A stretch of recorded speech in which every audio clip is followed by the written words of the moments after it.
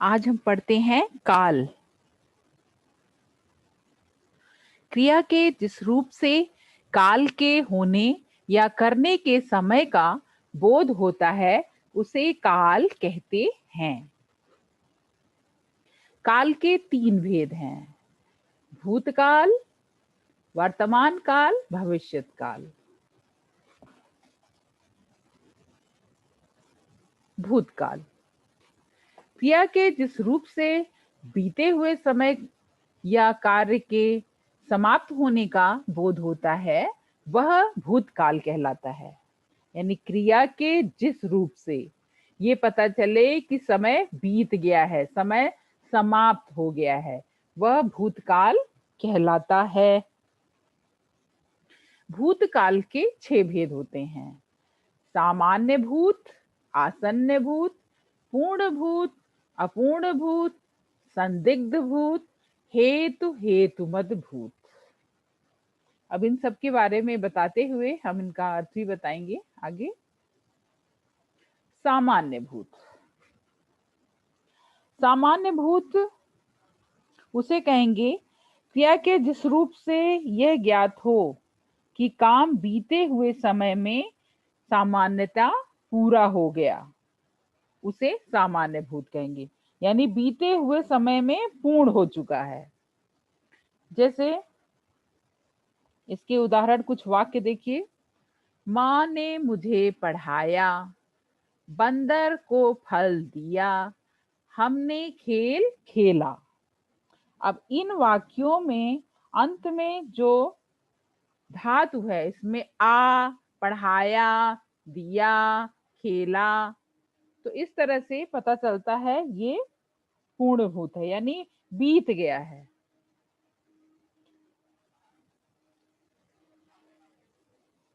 आसन्न भूत। आसन्न भूत, आसन्न का अर्थ होता है समीप या निकट। आसन्न का अर्थ है समीप या निकट। क्रिया के जिस रूप से ज्ञात हो कि काम अभी अभी पूरा हुआ है उसे आसन्न भूत कहते हैं। जिससे ये पता चले क्रिया अभी अभी पूरी हुई है। मैंने मित्र को पेन दी है, यानी पेन देने की क्रिया पूरी हो गई है लेकिन अभी क्योंकि लगा है। तो मैंने ये वाक्य जो है, इस तरह के वाक्य आसन्न भूत कहलाएंगे। यानी अभी निकट में ही, समीप, अभी निकट ही ये कार्य पूर्ण हुआ है या अभी जल्दी ही पूर्ण हुआ है। नाना लखनऊ आए हैं, यानी कि आए हैं, अभी भी हैं। हमने पढ़ लिया है, यानी जो काम दिया गया था वो कर लिया, अभी मैंने पढ़ लिया है, तुरंत अभी अभी पूरा काम पूर्ण हुआ है। तो ऐसे भूत को ऐसे बोलेंगे आसन्न भूत। पूर्ण भूत। पहला सबसे आपने देखा था सामान्य भूत था।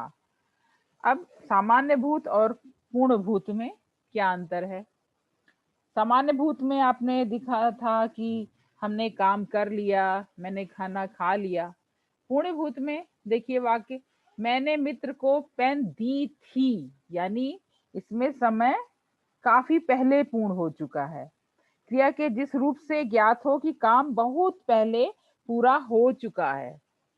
जैसे मैंने मित्र को पेन दी थी, यानी काफी समय बीत गया। नाना सैर कर चुके थे, सैर करने की क्रिया भी काफी पहले हो चुकी थी। हमने पढ़ लिया था, तो पढ़ने की क्रिया भी काफी पहले पूर्ण हो चुकी थी। अच्छा, इसकी पहचान है, अंत में था, थी, थे लगेगा या चुके थे, चुकी थी, चुके थे। ठीक है, तो पूर्ण भूत की ये पहचान है। अपूर्ण भूत। अपूर्ण का अर्थ है जो पूर्ण न हो। क्रिया के जिस रूप से क्रिया का भूतकाल में होना तो जाना जाए लेकिन पूरा हुआ नहीं यह ज्ञात न हो उसे अपूर्ण कहेंगे। यानी क्रिया तो हुई भूतकाल में लेकिन पूर्ण हुई यह नहीं, यह ज्ञात नहीं होता। यानी भूतकाल में क्रिया हो रही जैसे अब इसके पहचान देखिए, वाक्य से आपको समझ में आएगा। मित्र मेरे घर आ रहा था। अब यानी इसमें थोड़ा सा अपूर्णता है कि आ रहा था, घर पहुंचा या नहीं, ये चीज इसमें है। मित्र मेरे घर आ रहा था, हम दिल्ली जा रहे थे, हम कहानी पढ़ रहे थे। तो इसकी पहचान है रहा था, रहे थे, रही थी। तो अब आपने पहले वाले में देखा था थी थे, या चुका था, चुकी थी, चुके थे, जो पूर्ण था। अपूर्ण में है रहा था, रही थी, रहे थे। पांचवा संदिग्ध, यानी हमें संशय हो, जिसमें संदिग्ध, डाउट। संदिग्ध भूत, भूतकाल की जिस क्रिया के करने या होने में संदेह हो उसे संदिग्ध भूत कहते हैं। वाक्य देखिए, जैसे तुमने काम कर लिया होगा, यानी हमें ये तो है कि काम पूरा हो गया होगा, लेकिन अभी संदिग्ध है, यानी हम डाउट में है कि काम पूरा हुआ या नहीं। तुमने काम कर लिया होगा, वह ट्रेन में बैठा होगा, हम घर में होंगे। तो ये लिया होगा, बैठा होगा, होंगे, ये जो है इसकी पहचान है। ये होगा होगी से ये नहीं है कि इसमें भविष्यत है। कर लिया होगा यानी पूर्णता का आ रहा है, कि मतलब बीतने की बात इसमें आ रही है। इसमें पहचान अगर इसमें ध्यान से समझे तो इसमें आशंका तो है, लेकिन पूरी हो जाने की आशंका है। मतलब काम पहले बीत चुका है। तुमने काम कर लिया होगा यानी जब दिया गया था तब कर लिया होगा, तो इसे संदिग्ध भूत कहते हैं। अक्सर जैसे आपसे पूछा जाता है आपने बच्चों काम कर लिया होगा, तो हमें ये नहीं पता होता काम किया है या नहीं। छठा देखते हैं, हेतु हेतु मद भूत। हेतु हेतु मद भूत है क्रिया के जिस रूप से क्रिया के भूतकाल में होने या किए जाने में शर्त पाई जाए। हेतु हेतु मद यानी जिसमें शर्त हो उसे हेतु हेतु मद भूत कहते हैं। इसको ध्यान रखिए, हेतु हेतु मद का अर्थ है शर्त, जिसमें शर्त हो क्रिया की। अब जैसे तुम पढ़ लेते तो ज्ञान होता। अब यहाँ शर्त क्या थी? पढ़ने की शर्त। अगर पढ़ लेते तो ज्ञान होता। विद्यालय खुलता तो हम जाते, यानी शर्त क्या है? विद्यालय खुलने की, तो हम जाते या तब हम जाते। मैं टीवी देखती तो पता चलता, तो यहाँ पे शर्त टीवी देखने की है। तो ये इस तरह के वाक्य हेतु हेतु मद भूत कहलाते हैं। वर्तमान काल, क्रिया के जिस रूप से पता चले कि काम अभी हो रहा है वह वर्तमान काल कहलाता है, यानी अभी जो करंट में है। वर्तमान काल के भेद, सामान्य वर्तमान, अपूर्ण वर्तमान और संदिग्ध वर्तमान, ये वर्तमान काल के 3 भेद हैं। भूतकाल के 6 भेद थे, वर्तमान काल के 3 भेद। सामान्य वर्तमान काल के देखते हैं कैसे वाक्य बनता है।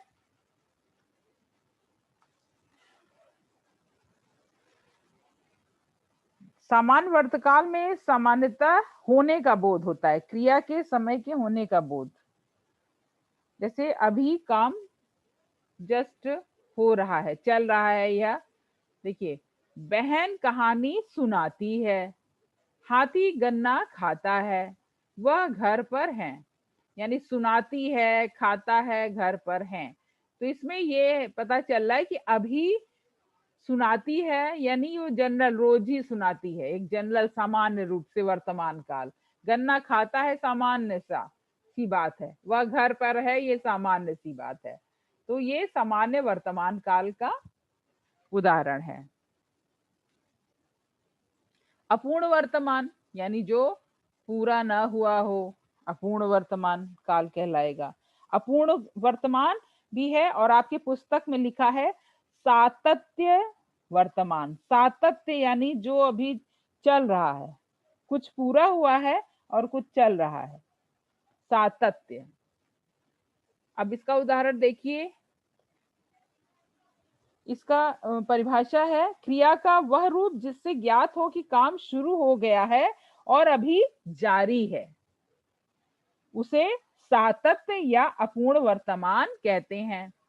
मित्र मेरे घर आ रहा है, हम दिल्ली जा रहे हैं, वह कहानी पढ़ रहा है, इसे अपूर्ण वर्तमान या सातत्य वर्तमान कहते हैं। दो नाम है इसके, ये ध्यान रखिएगा, अपूर्ण या सातत्य वर्तमान काल। जो चल रहा है उसको सातत्य बोलते हैं। सतत, सतत बोलते हैं ना, सतत, सतत कार्य कर रहा था यानी लगातार चल रहा है, सातत जो लगातार हो। तो मित्र मेरे घर आ रहा है यानी अभी चल रहा है, आ रहा है लगातार। जो लगातार की बात होती है वो उसका अर्थ है, सतत का अर्थ है लगातार। तो सातत्य वर्तमान। कहानी पढ़ रहे हैं, अभी जारी है ये बात। संदिग्ध वर्तमान, मतलब इसमें हमें संशय है, डाउट है संदिग्ध वर्तमान काल में। क्रिया का वह रूप जिससे ज्ञात हो कि क्रिया वर्तमान में हो रही है किंतु उसके होने में संदेह है। हो तो रही है किंतु होने में संदेह है।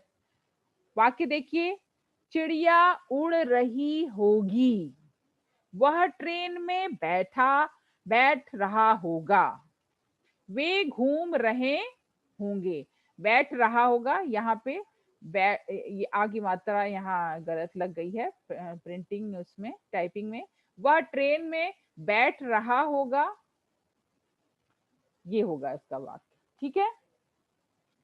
वे घूम रहे होंगे, तो इसमें मतलब संदिग्ध है, वर्तमान में अभी हो रहा होगा लेकिन हुआ है या नहीं ये नहीं पता। मतलब वर्तमान में चल रहा है, चिड़िया उड़ रही होगी, ऐसा ख्याल आ रहा है कि चिड़िया उड़ रही होगी, वो ट्रेन में बैठ रहा होगा, पर पक्का हम नहीं है इसमें। वे घूम रहे होंगे, जैसे हमें किसी के टाइम पता हो कि इस समय घूम रहे होते हैं तो हम कहेंगे वे घूम रहे होंगे। या कोई कभी गया है तो हम कहेंगे वो ट्रेन में बैठ रहा होगा। तो हमें संदिग्ध वर्तमान है, मतलब वो चल तो रही है क्रिया लेकिन उसके हाँ संदर्भ में हमें शक है क्रिया के चलने में। भविष्यत काल, क्रिया के जिस रूप से पता चले कि काम आने वाले समय में होने वाला है वह भविष्यत काल कहलाता है। इसके दो भेद हैं, सामान्य भविष्यत और संभाव्य भविष्यत। तो हम पहले देखेंगे सामान्य भविष्यत। सामान्य भविष्यत, जनरल जिसे सामान्य भविष्य काल होता है, वह बाजार जाएगा, बस चलेगी, पिताजी कल आएंगे। तो ऐसे जो वाक्य हैं वो सामान्य भविष्यत काल के होते हैं। संभाव्य भविष्यत काल यानी जिसके भविष्य में होने की संभावना है, पक्का नहीं है पर संभावना है। जैसे बच्चा गिर न जाए, बच्चे के हमें संभावना है कि कहीं ऐसा ना हो कि बच्चा गिर न जाए, तो हम कहीं बच्चा ऐसे चलते हुए जा रहा है पर बच्चा गिरा नहीं है, हमें संभावना लगती है, आशंका होती है कि कहीं गिर न जाए। शायद वर्षा होगी, वर्षा हो भी नहीं रही है पर हमें देख के लग रहा है, आसमान में बादल हैं तो ऐसे लग रहा है कि शायद वर्षा होगी, होने की संभावना है।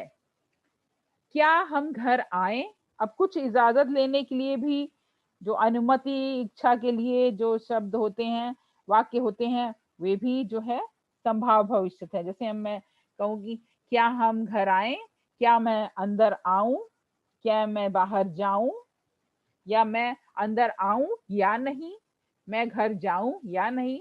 तो हम इसमें पूछ रहे होते हैं, ये भी संभाव्य भविष्यत काल का वाक्य है।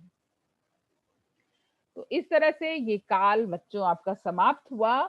इनके बार बार आप देखिए और इनके वाक्यों को पहचान के अपने मस्तिष्क में बैठा लीजिए, तब आपको ये काल पूर्ण रूप से समझ में आ जाएगा।